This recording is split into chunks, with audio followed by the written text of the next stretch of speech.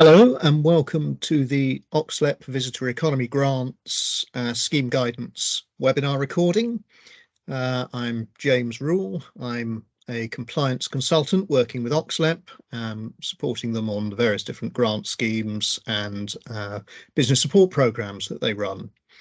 I'm recording this on the 30th of September 2022 in advance of the launch of the Visitor Economy Grant Scheme, the VEG scheme, on Monday, the 3rd of October. I'll be presenting one or two of those slides at that launch event, so that as you go through, you'll see a couple of slides that if you attended the launch, you will already have heard.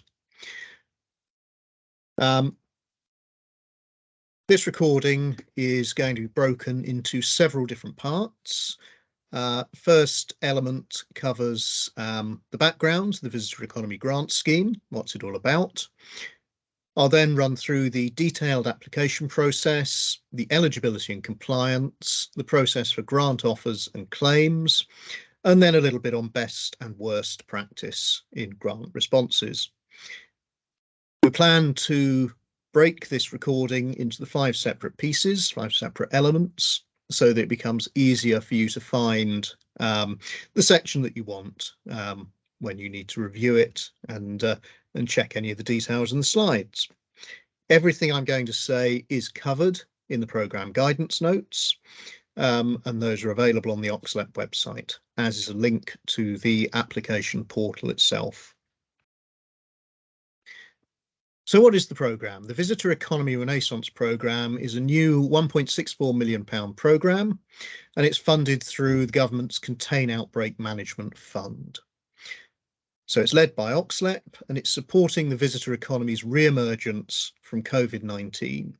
It's designed to help Oxfordshire visitor economy businesses remain competitive, embrace innovation, and be more resilient. So it's all about attracting visitors in, ensuring that Oxford and Oxfordshire remain a desirable visitor destination.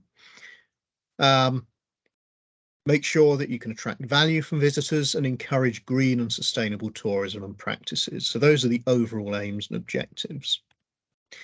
There's a series of activities that are going to be delivered up to March 2024. I'm not going to read all of these out, but suffice to say that one element of the programme is the Visitor Economy Grant Scheme, the VEG scheme. This is grant funding of £620,000 in total to support visitor economy businesses within Oxfordshire. It's worth saying at this point up front that this money is unmatched, so you will receive 100% of your costs as grant. So there is no requirement for match funding within this programme. I'm not actually stopping here for questions. If you watch the whole series of these, you'll see this slide pop up a few times. If you have any questions on the scheme, please email them to the visitoreconomygrant@oxfordshirelep.com email address, and the team will come back to you with answers. Please ensure that questions, as far as possible, are generic, and that is because we need to publish frequently asked questions on our website. So be aware that questions and answers will be made public so that no one organisation has an advantage over any other.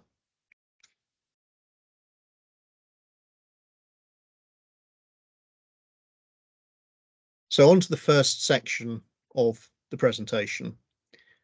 This covers the detailed application process, and for anyone who skipped section 1 of this series of recordings, it's recorded on 30th of September 2022.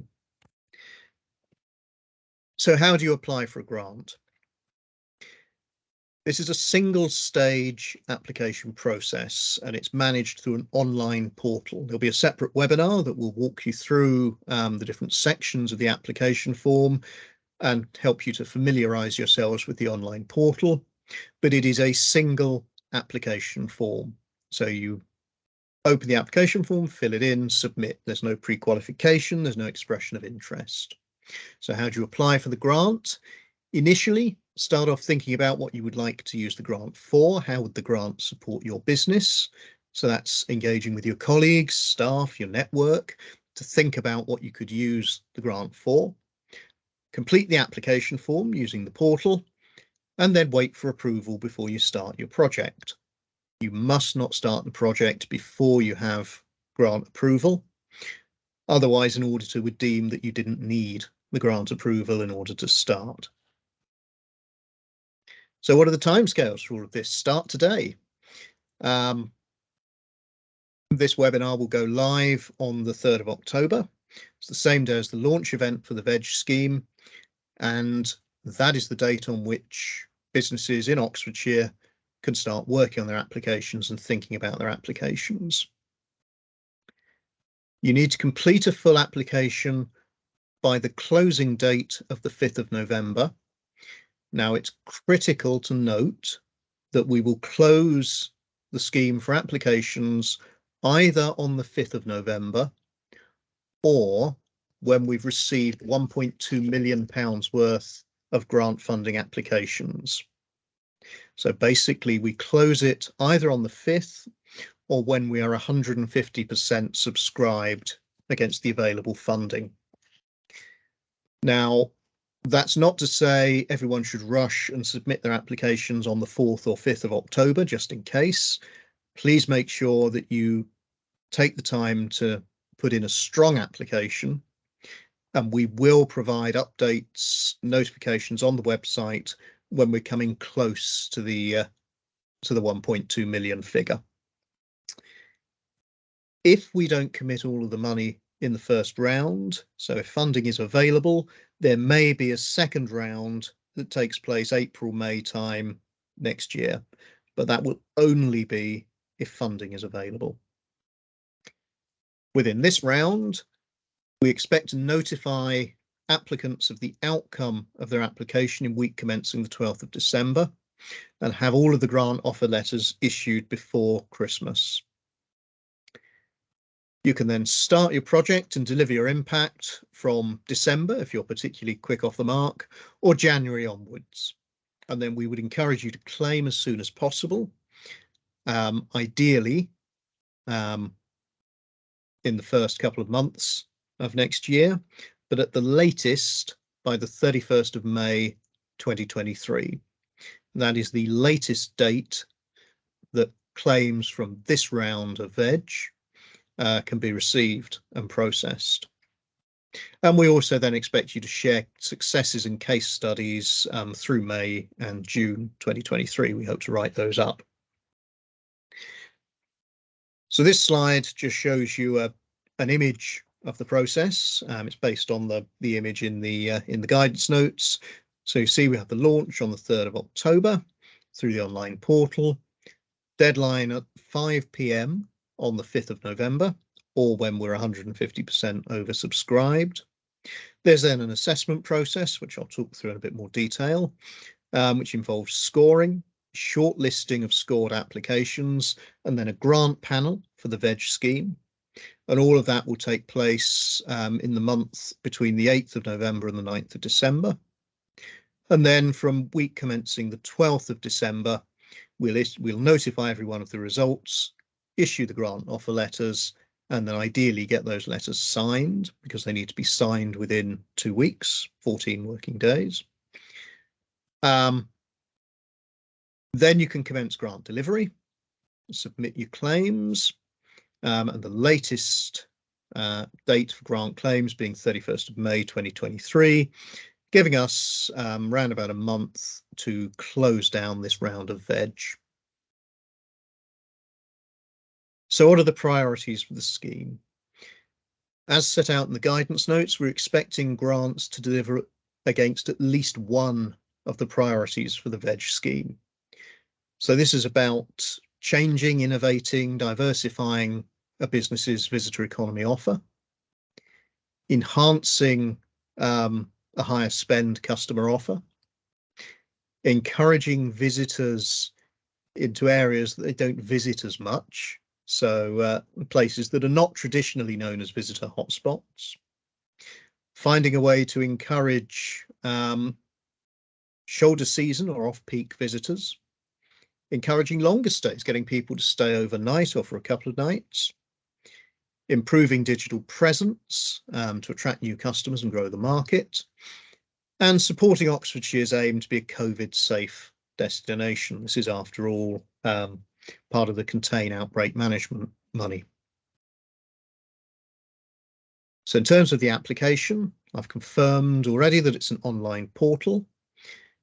The application forms a couple of sections, confirms your eligibility to receive the grants. There's a series of questions. Are you at SME? Are you based in Oxfordshire? Are you trading in Oxfordshire? How long have you been trading? Contact details so that we can come back to you. Details about the grant project itself, so how much you're actually asking for.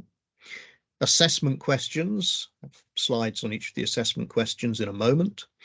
Space for you to provide quotes to justify the costs upon which you've based your grant application, and an equalities monitoring section, which I hasten to add does not form part of the assessment process. The equalities section is cut out before the grant applications go for assessment.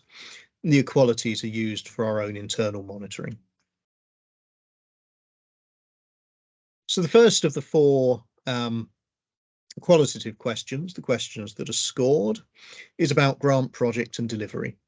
You have 1,000 words maximum available for this one, and the questions highlighted in the red circle on the slide, as you might expect. What is the proposed grant project? What is its objectives? How will you implement and manage this, and how will you spend the grant money that you're asking for? So those are the four questions, or 4 points that we ask you to address under this particular question. And the box below sets out the sort of things that assessors are going to be thinking about when they come to answer this question, or come to score this question based on your answers. So first of all, is the project in scope?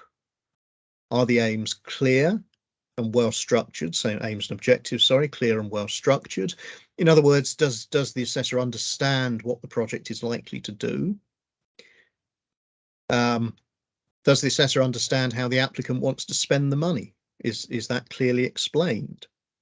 Is there a clear plan of work or an approach to delivery, which gives confidence that the project is deliverable, especially within the timescales that we've got?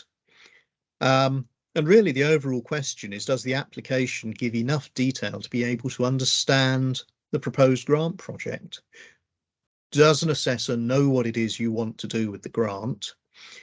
And is that realistic? Is that something that you've justified in your answer can be delivered?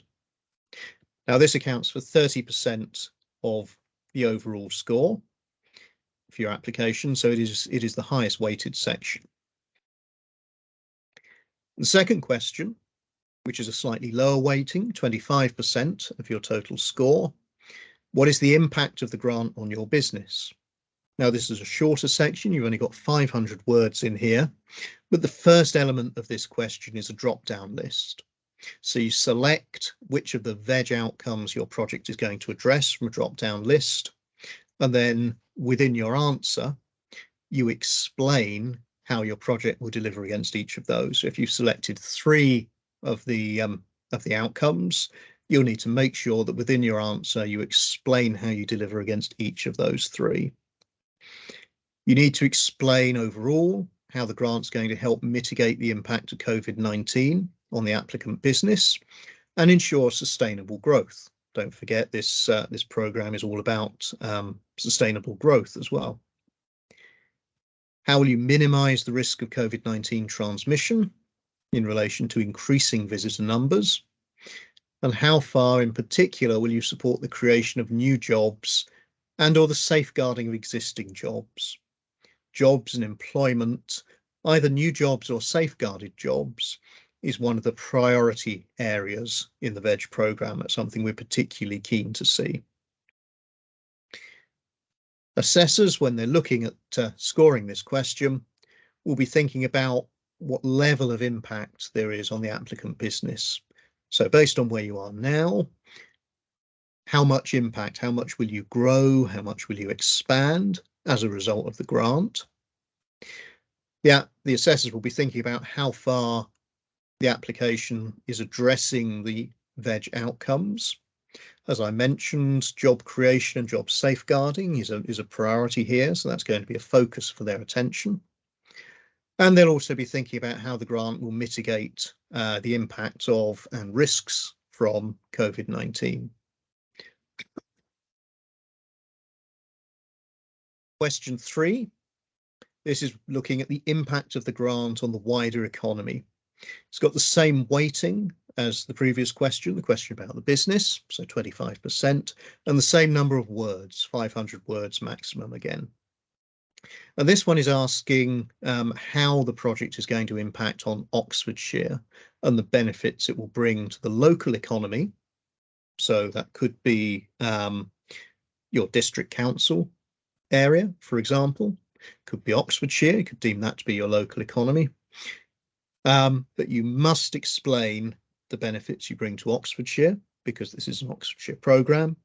You must also then explain any benefits to the wider economy. So what are the wider benefits of doing this? When they're scoring this, assessors are thinking about how significant these impacts are. And they're thinking about how significant those impacts are, both in and of themselves, but also in comparison to the scale of the grant requested.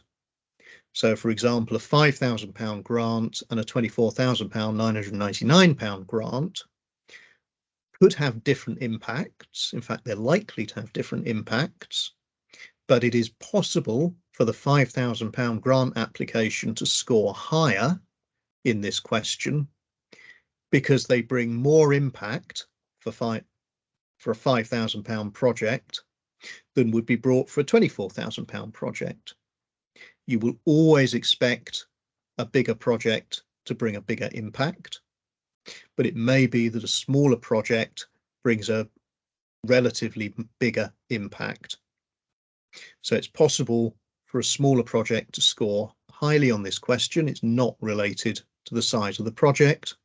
It's related to the size of the impact compared to the project size.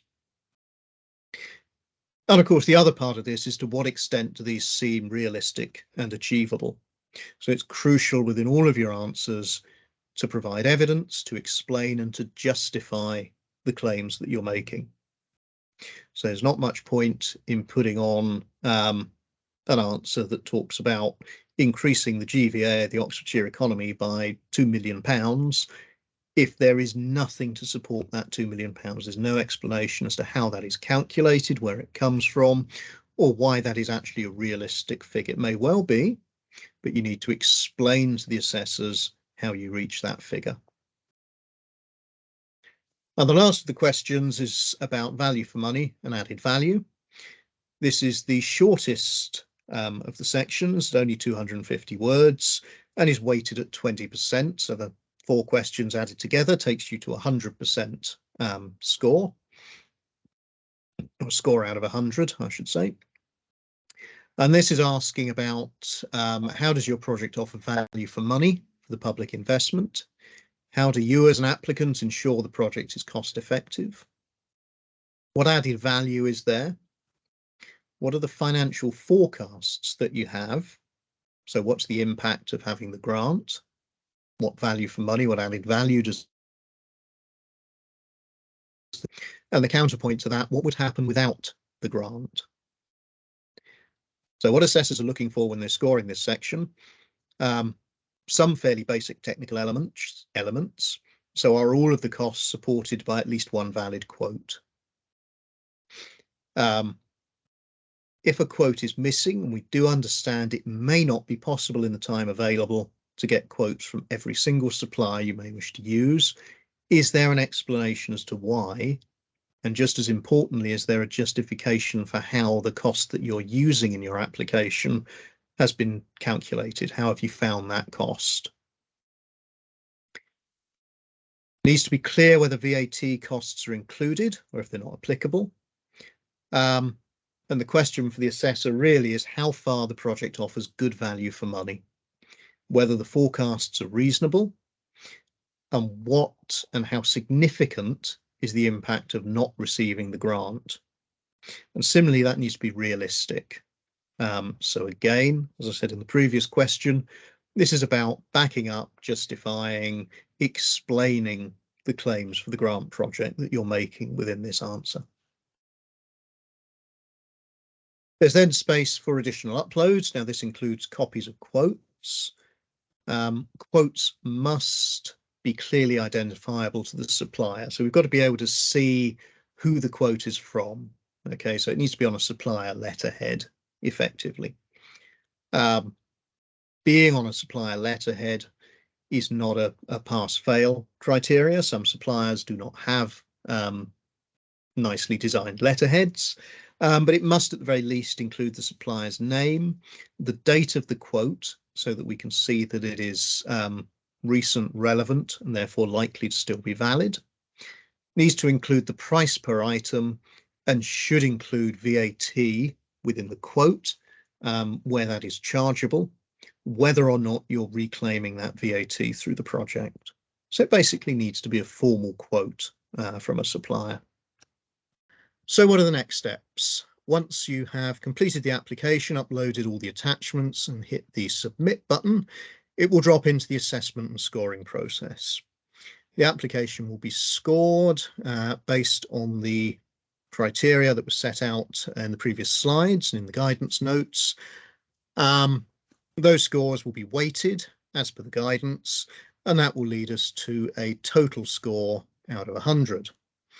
There'll then be a quality assurance process, so there'll be a check done to ensure that there is consistent scoring across all of the applications and that the different scorers for each application are aligned and scoring to similar standards.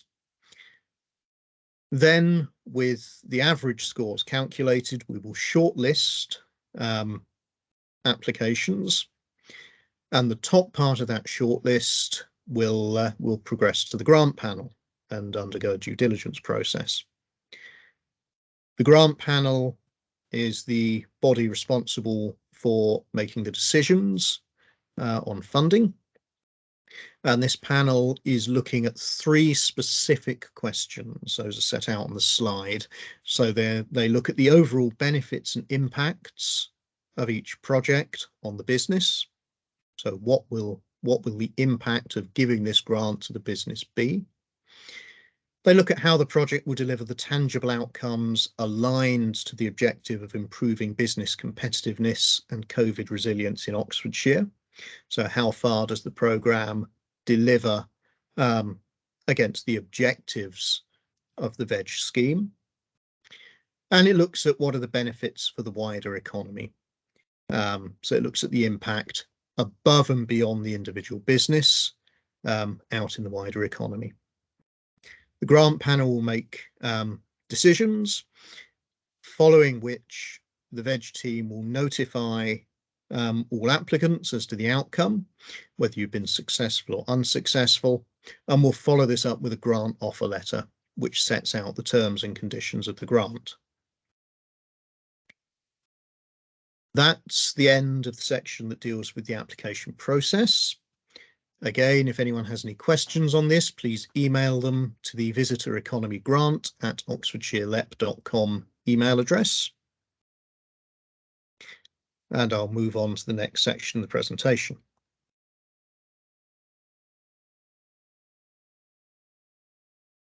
This section of the presentation covers the eligibility and compliance elements of the Visitor Economy Grant Scheme, the VEG scheme. So looking at eligibility and costs, VEG grants are only available to SMEs, so small and medium-sized enterprises, which are trading in the Oxfordshire administrative area and are in the visitor economy sector. Okay. They can fund capital or revenue costs, one or the other, or both. But the one thing that we cannot fund within this grant scheme is salary costs. So that doesn't mean that you cannot employ consultants who use salaried staff, but it does mean that anything that goes through your own PAYE or your payroll is not an eligible cost.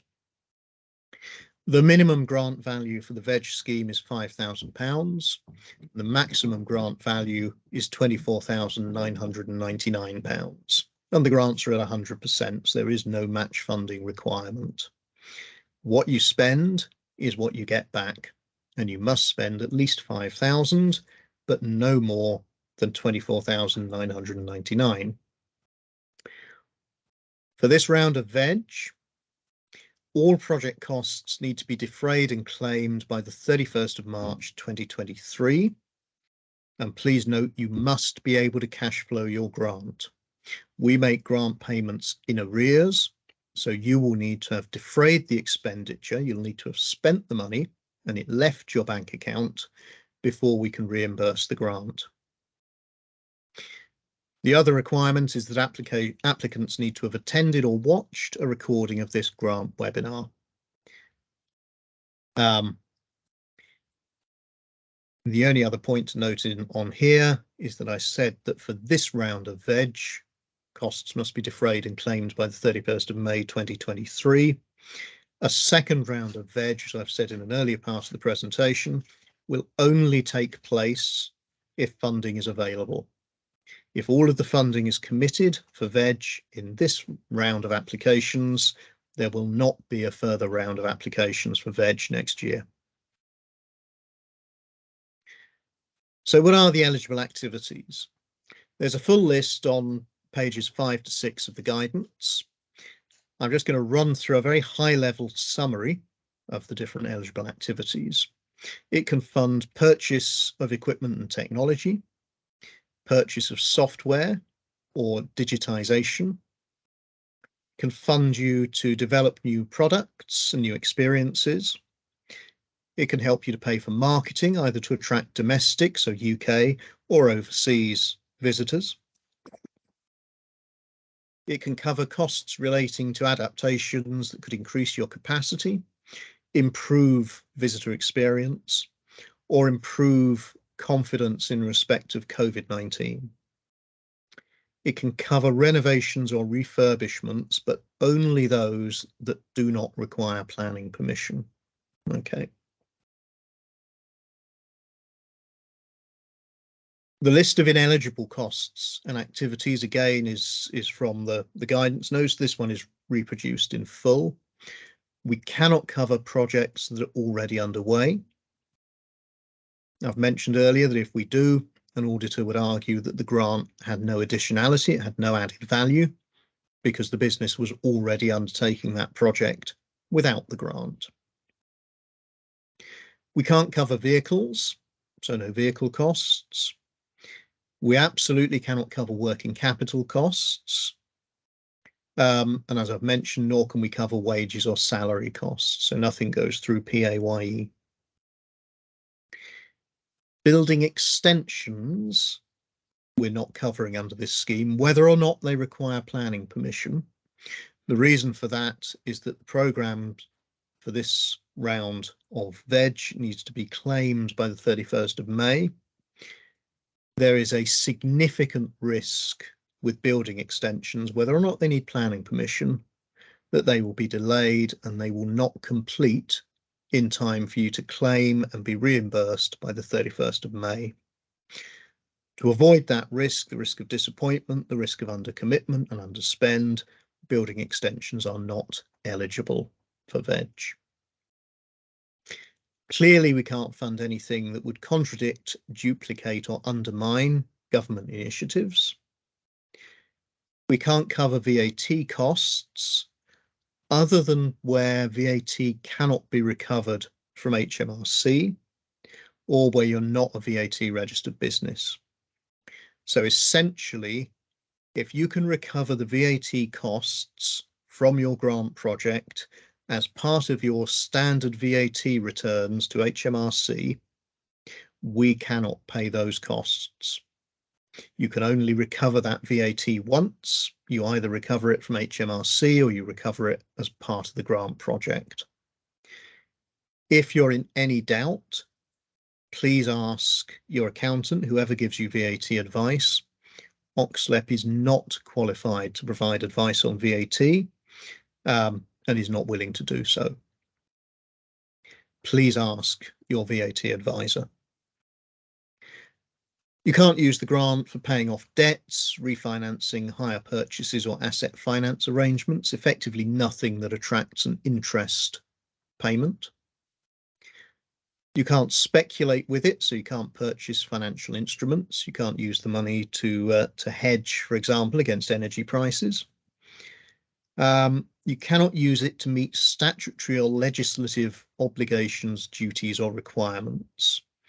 So if there is something that you are required to have, fire exit, smoke alarms, fire extinguishers, for example, anything along those lines that are legally required for you to operate, the grant cannot cover those things because you have to have them to be in business. It's not something that can be publicly funded. Nor would we cover a like-for-like replacement of obsolete equipment, so something that has little or no added value. What I mean by that is that after receiving the grant, you can do exactly what you could do before you had the grant, because all you've done is replace a piece of equipment that was worn out with the same piece of equipment, just happens to be brand new. Okay, so there's got to be added value within your projects and activities. This can all be distilled into about 4 key principles. There's no duplication of anything. No statutory or legal requirements, so nothing that you have to do. No double counting of costs, that's the VAT element. You can only have the costs once. And nothing that requires planning permission. Another element of eligibility is compliance with the UK subsidy control requirements. This is what replaced the European state aid rules after the UK left the European Union. In order to qualify for a VEG grant, your business must either be viable or have a credible plan to return to viability. You have to comply with at least one of the 3 elements of the domestic subsidy allowance for COVID-19 business support grants, which is how we're awarding the grants. There are 3 elements to this. First is being able to receive up to £335,000 roughly of support over a period of 3 years, rolling period of 3 years. This is the small amounts of financial assistance allowance. Effectively anything that you received under the old de minimis scheme, if you've had support from OxLEP European programs, would fall into this category. And provided that you haven't received enough support to push you over the threshold, if you're awarded this grant, then you can receive the support under that allowance. That's the simplest one.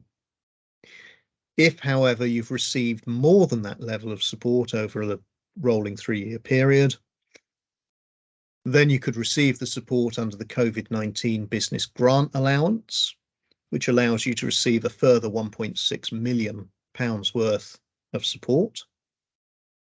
If, however, you've received that support already, there's a third option, which is the COVID-19 business grant special allowance. So this would allow you to receive a further amount of funding up to £9 million.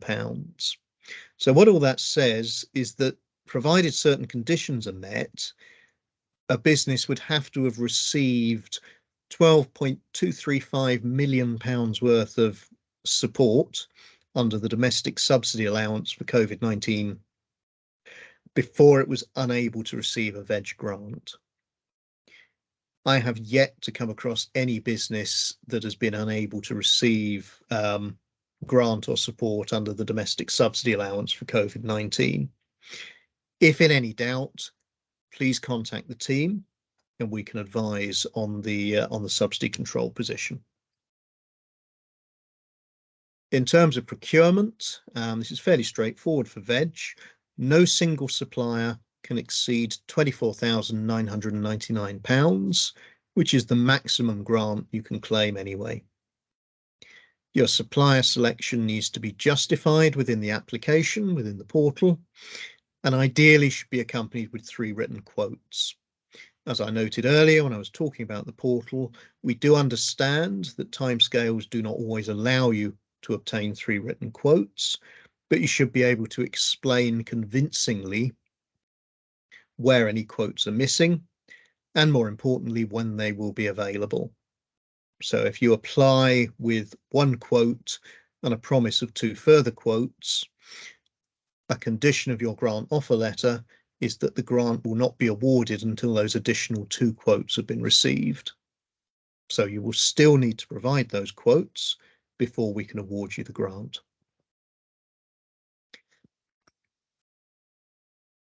In terms of assets, any individual asset, so that's an item that costs more than £5,000 or £5,000 or more, needs to appear on an asset register for the VEG programme. Now, this will include essentially the things that you would include in your own internal asset registers: the name and description of the asset, the serial number, where it lives, its location, its price, when you bought it, what it's used for, who owns it, which should be the grant recipient company, how it's going to be depreciated, and the date upon which it's depreciated. And the reason for this is that because public funding has paid for the asset, we need to ensure that the asset is used for the purpose for which it was bought for the duration of its lifetime, at which it is depreciated. So if you depreciate things on a straight line over 3 years, for example, and we gave you a grant of £20,000 to buy a piece of machinery, you kept the machinery for 2 years and then you sold it, you would need to notify OxLEP that you've done so, and theoretically, OxLEP could need to recover whatever the residual value of that machine was at the point you sold it.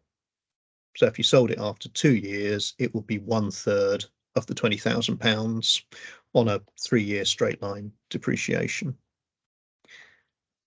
So please bear in mind that assets on the asset register are publicly funded and that there are some responsibilities to the public purse up until the point those assets are depreciated. If there are any questions on the eligibility and compliance part of the presentation, again, please email those to the Visitor Economy Grant at oxfordshirelep.com email address.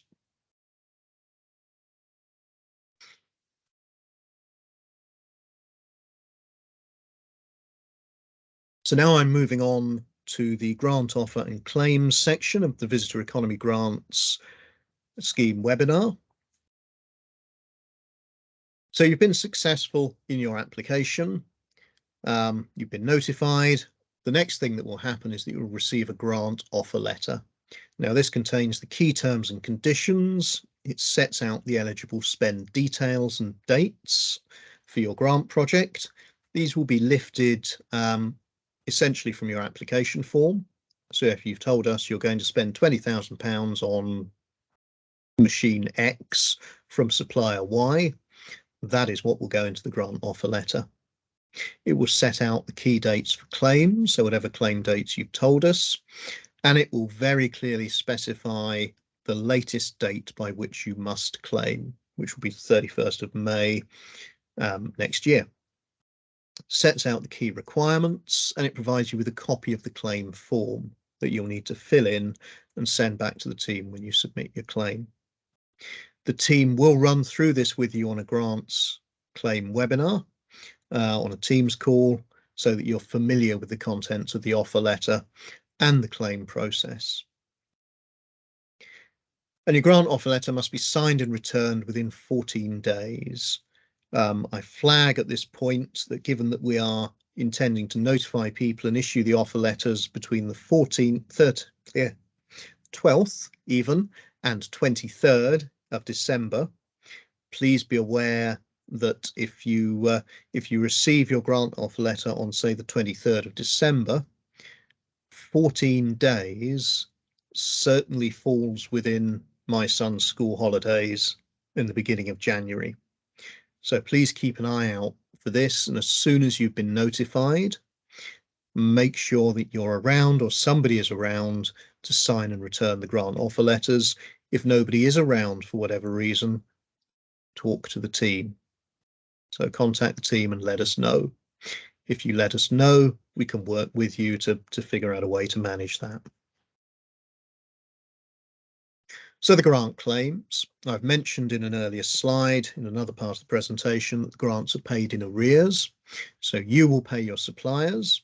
We will then reimburse you for those costs. So it's critical when you're putting your application together that you consider the cash flow implications for that.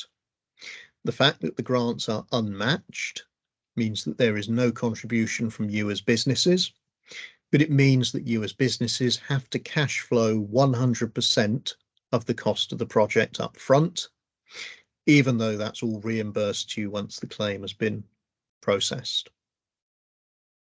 And it's absolutely critical, because we pay in arrears, that the expenditure has been defrayed. When we talk about defrayed, we mean it has left your business bank account. Now, that means that the evidence that supports your grant claim is a copy of your bank statement, redacted clearly, but that shows very clearly the costs leaving the account. And that is the date on which it's defrayed. That's not to say that you can't use a credit card to pay for something. You can. But when you buy something on a credit card, your bank has defrayed that money. You, as a grant recipient, have not. The point at which you defray that money is the point at which you pay that money back to the credit card provider. So you must have paid off a credit card to at least the amount you're claiming from us before you can claim it. You shouldn't make any cash payments or any other contra arrangements, so anything that isn't a clear defrayal from a bank account, because there is no audit trail for that. There is no way that we can demonstrate that if you've handed over cash to somebody, that has actually happened. An auditor will not accept it. An auditor needs to see a clear trail of invoice, credit card if necessary, and then bank defrayal against that invoice or credit card. When you're submitting a claim, up to 2 claims are possible. And the latest date for a claim is the 31st of May 2023. So please be aware that claims submitted after that date will not be paid. Okay, your grant offer will require you to claim on or before the 31st of May 2023 at the latest. If you submit your claim on the 1st of June 2023, it will not be processed, it will not be paid. Payment can take up to 30 days from receipt of a correct claim. So we will check the claim, and if there are any queries with it, we will send it back. And that 30 days only starts when we've received a correct claim. Clearly, we aim to pay claims much quicker than that, and can usually manage to turn claims round far more quickly than 30 days. But please don't assume that we will always manage that. If every single grant recipient claims on the 30th of May 2023, turning round grant claims is likely to take around about 30 days. Please email your claims and evidence to the team on or before your claim deadline. And if you think you're going to miss the claim deadline, or you want to claim earlier, or anything has changed, please make sure you contact the team in advance with any issues that you've got. It is always better with this sort of thing to ask permission rather than to ask forgiveness. If you're asking forgiveness for something that you've already done, it is entirely possible that the answer we have to give you is no, you can't have done that, therefore we can't pay for it. If you're asking before you do something, so you're asking for permission, we are always able to work with you to find a way to manage whatever it is you want to do in a compliant and eligible way. So what do you submit? Clearly the grant claim form, which forms part of the grant offer letter. Please complete it. Please complete all of it. We do need the whole of the claim form completed. You also need to provide the supporting evidence. That's a copy of the invoice for whatever item it is you're claiming. Copy of your defrayal evidence. That's bank statements proving the money's left the business's bank account.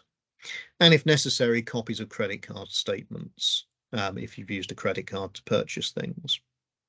And don't forget that has to be invoice, credit card, defrayal from the bank to the credit card. Clearly, things like bank statements and credit card statements can be redacted where appropriate, but please make sure you don't redact out any critical information that we need to see. So, for example, you cannot redact out the bank account name and details. We need to be able to demonstrate to an auditor that that bank account belongs to that company. What happens next? Your claim will drop into a checking process. If there are any queries, as I said, it will be sent back. You have the chance to resubmit it or provide any additional information. Claim will then be approved. It will go through a review process along with a sample checking. So there is a check on a random sample of claims each time some are put forward for payment. Claims will then be authorised once they've been sample checked and reviewed, and they'll be passed to the finance team for payment. Critical things on the claim process to remember: only complete claims can be approved. So if you're an invoice missing, we cannot approve that claim until the invoice arrives. Please remember to submit your grant claim. We're all very busy, but it is absolutely critical that you submit your grant claim on or before the deadline, because we have capacity available based on the dates when you say you're going to submit the claims. If you don't submit the claim, we can't process it and we can't pay you.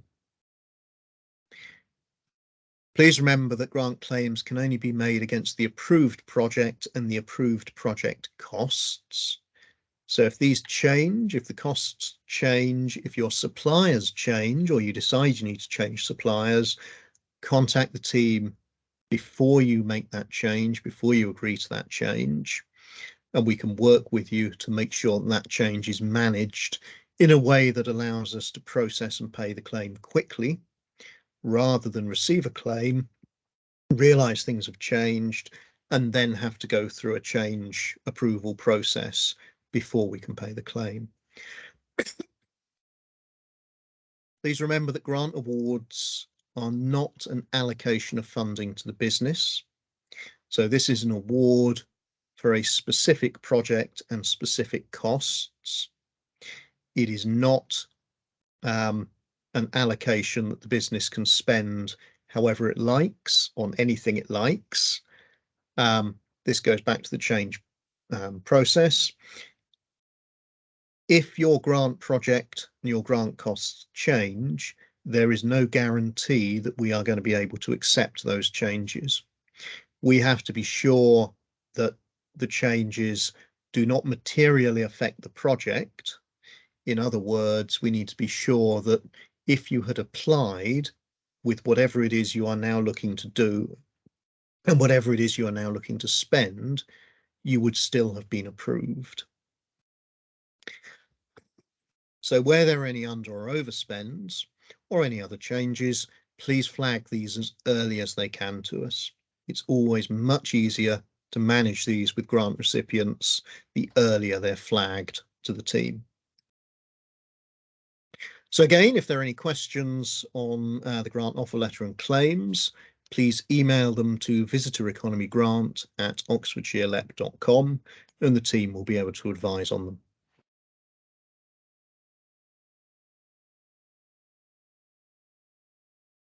So finally, I'm moving on to the worst and best practice hints for the Visitor Economy Grant Scheme. This is based on a series of learnings from far too many years of running grant programs, assessing grant programs, and writing grant applications for people. We start off with a slide here, which effectively is saying, make sure you have all your dominoes in a row, and then they will very neatly fall down one after the other in order. Make sure that you have everything lined up that you need to produce your grant application before you start. Okay, I mean, it is entirely possible to start writing your grant application as you're pulling everything together.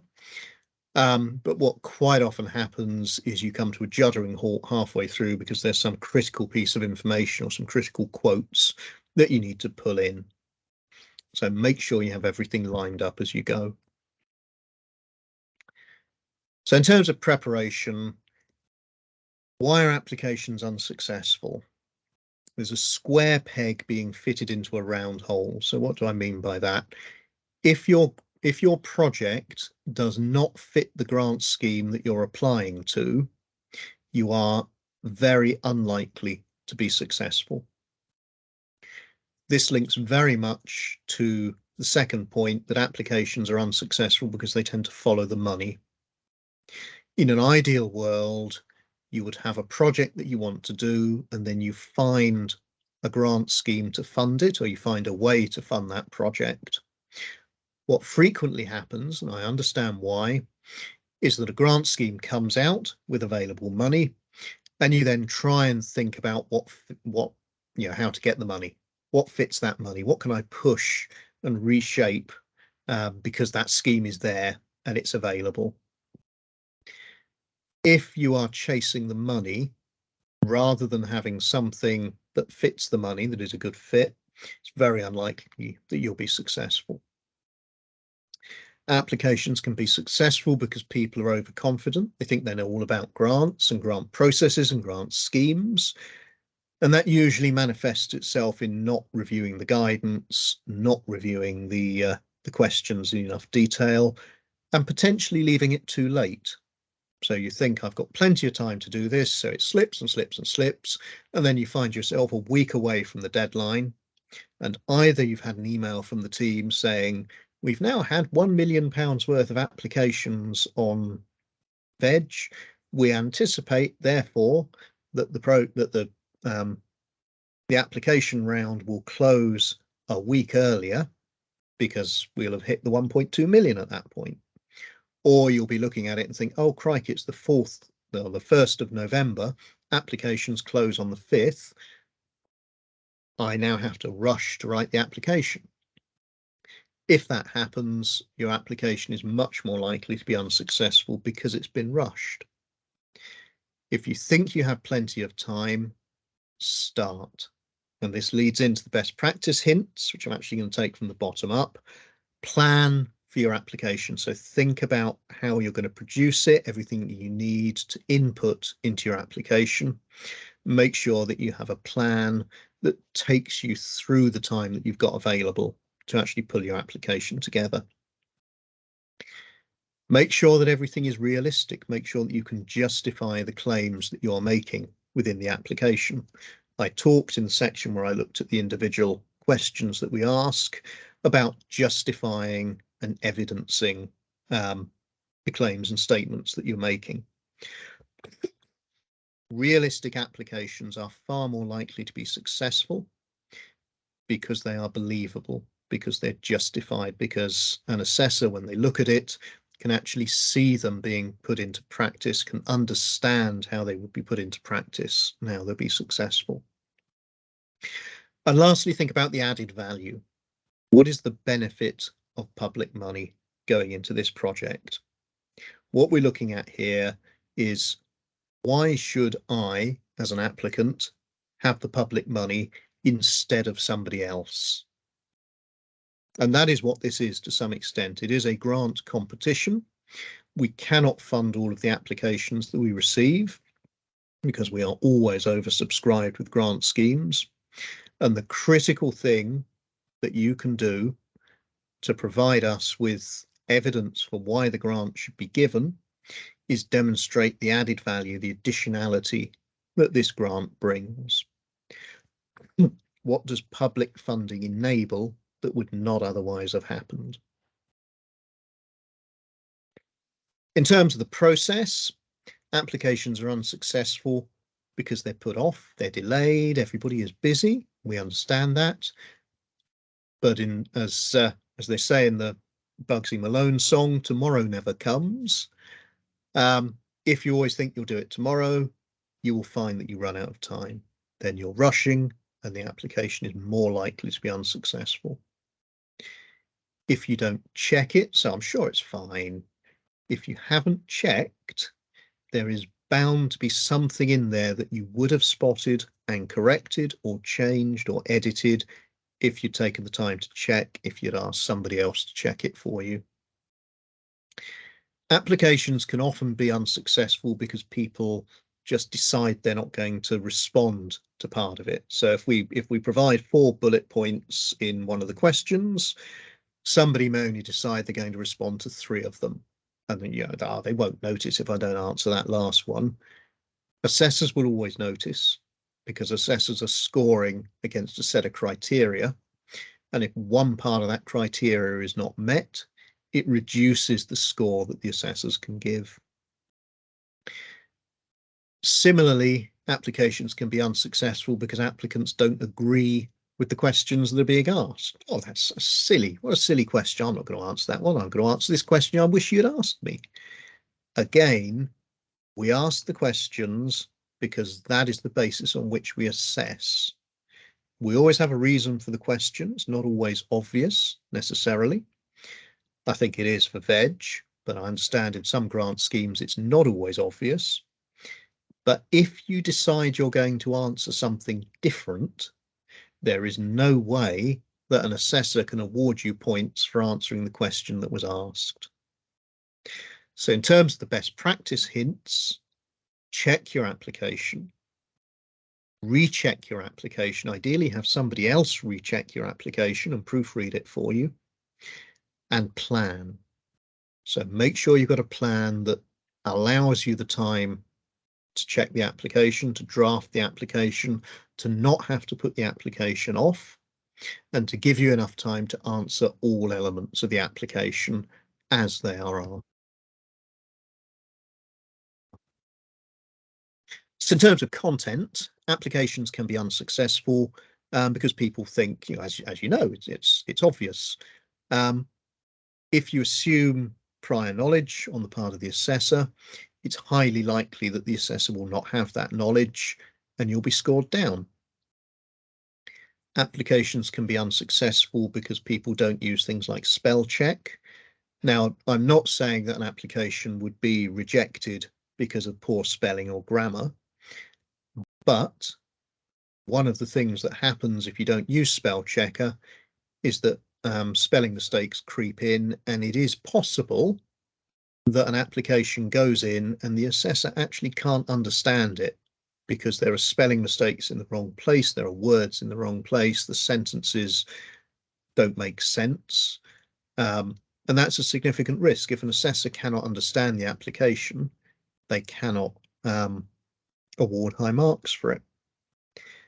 Similarly, and reflecting back on the previous slide, if you decide you're not going to answer part of the question, you're welcome to do so, but you are deciding to forego elements of the marks that you could have got for that question.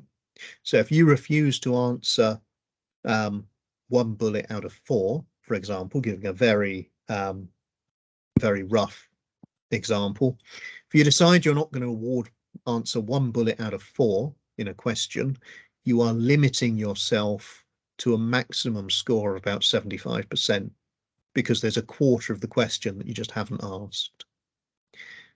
Similarly, if you answer a different question, if you answer the question you think we should have asked you, rather than the question that we actually have asked you, you're not going to be telling us something that we can award many points for as assessors, because it's not what we asked. We award the points against the questions that we asked, not against the questions that you would have liked us to ask. And that means you limit the number of points you can gain, and therefore your application is more likely to be unsuccessful. So the best practice hints for this one, again, review the application, so check it.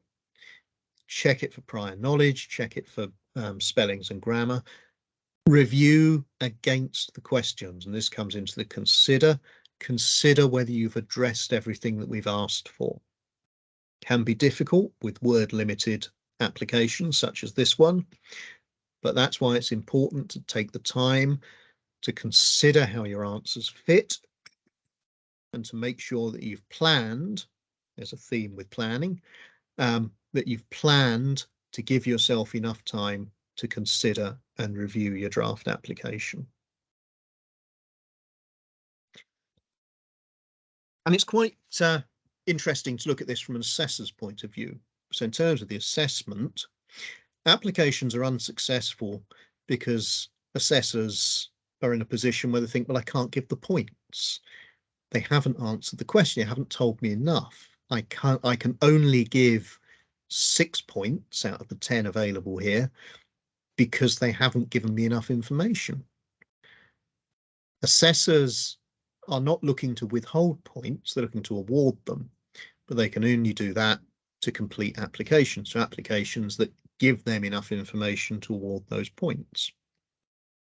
Applications can be unsuccessful because assessors don't understand the project. Now, some projects will be highly technical.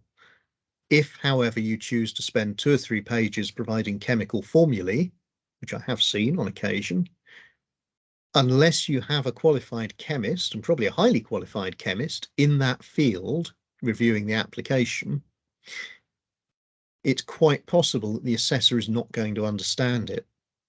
So don't provide too much detail.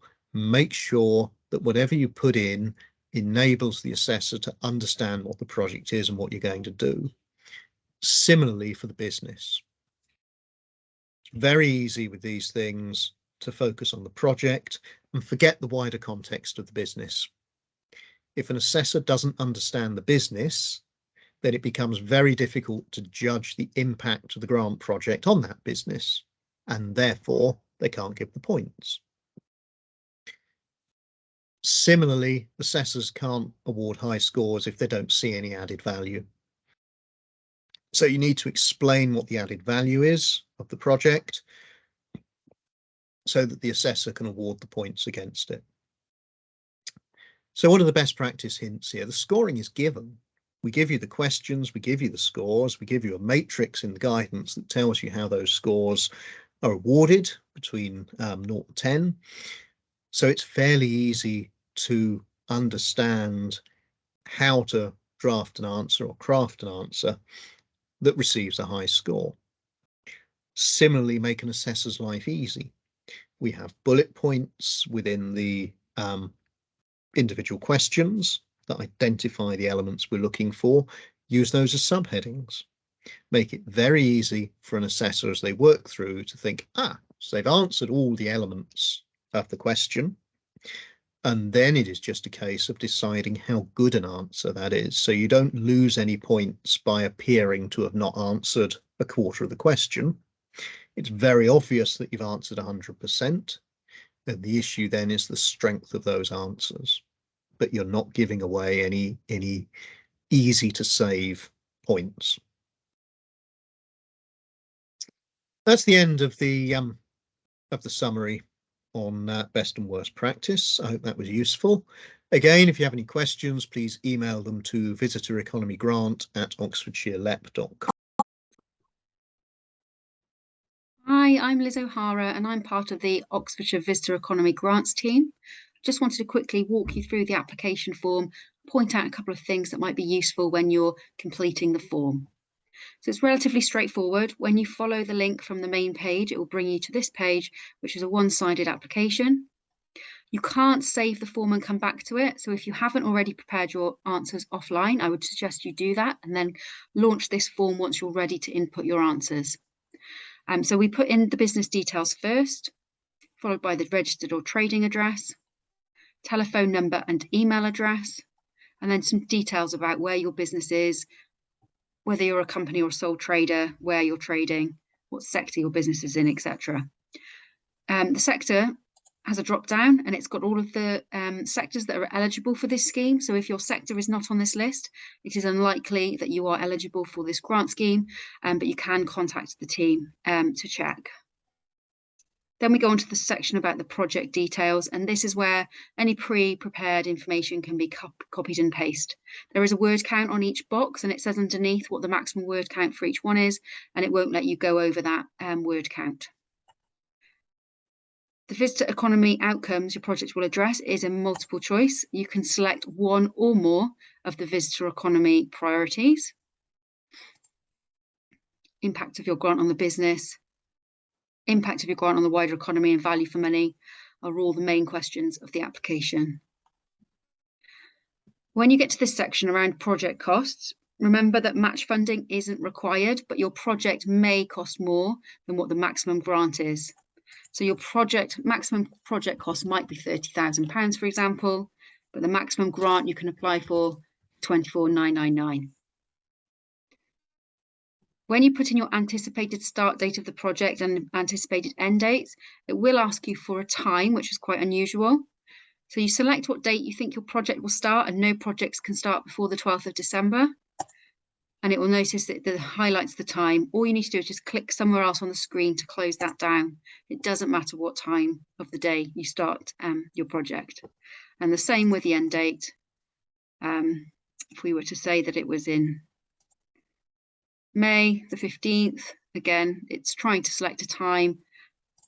You need to click away from the box to make that box disappear. This section around claim dates and project costs needs to be completed. If you're just having one claim date, it's quite simple to enter. Your total project costs are 30,000. Your grant claiming is 24,999. The form won't submit if these costs here not match the costs that you put in the boxes above.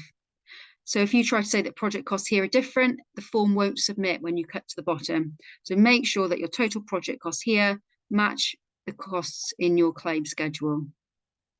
And that's the same for when you put in your quotes. So when you upload your quotes for each item, the costs must equal the £30,000, otherwise it won't submit.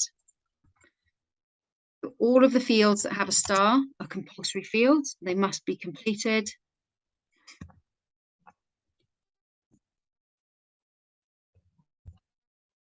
To enable you to continue with the form. You have an option to upload your quote, and that can be in a PDF, a Word document, a JPEG. It pretty much takes any file. And if you've got a couple of items, not just one big item for 30,000, for instance, click this button, add another item, and it will open up another box for you to fill in. But as I said, you need to make sure that the figures add up. And it will give you a little warning here, total value of quote costs.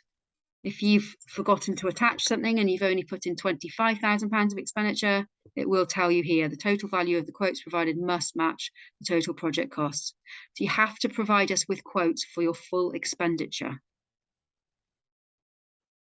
It then goes into some questions around the declarations, the domestic subsidy allowance, around how much money or aid that you have received over the last 3 years. Declarations, you must have watched the eligibility and compliance video, and this is a link just in case you haven't watched it yet, but we have a pre-recorded compliance video that everybody has to watch to apply. All of these questions are compulsory questions. There's a box to sign, which you just hold your left finger on the mouse, hold it down to create your signature. Some people struggled with that on the last scheme. And then name, job title, and equalities monitoring. And then you press submit.